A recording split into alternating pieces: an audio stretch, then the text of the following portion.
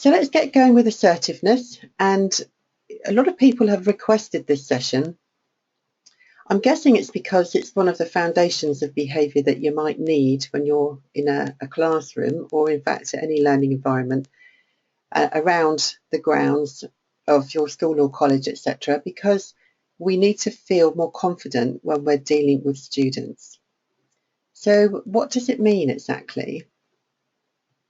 Freud, who was a psychoanalyst from the last century, he said that our defensive behaviour, our defence mechanism, and I'm sure you've heard that expression, is when you are protecting yourself, whether you feel under attack, whether it's a real threat or attack or not.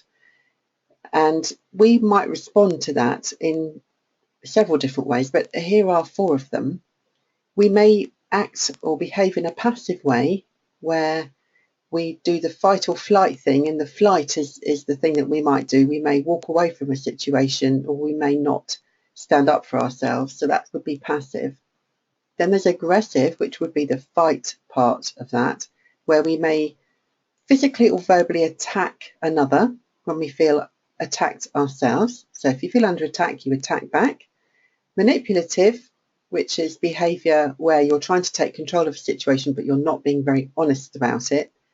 And assertive behaviour is when you're very approachable, people know how to take you, where they can trust you, that you're honest, that you make sure you say what you want or need in a way that doesn't harm the other person.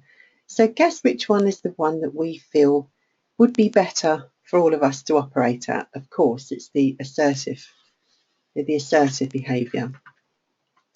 So, you know, in reality, many of us don't know what that looks and feels like, because you may not have ever thought about it. Maybe you've never had to deal with a situation in an assertive way because you're not in that kind of a role.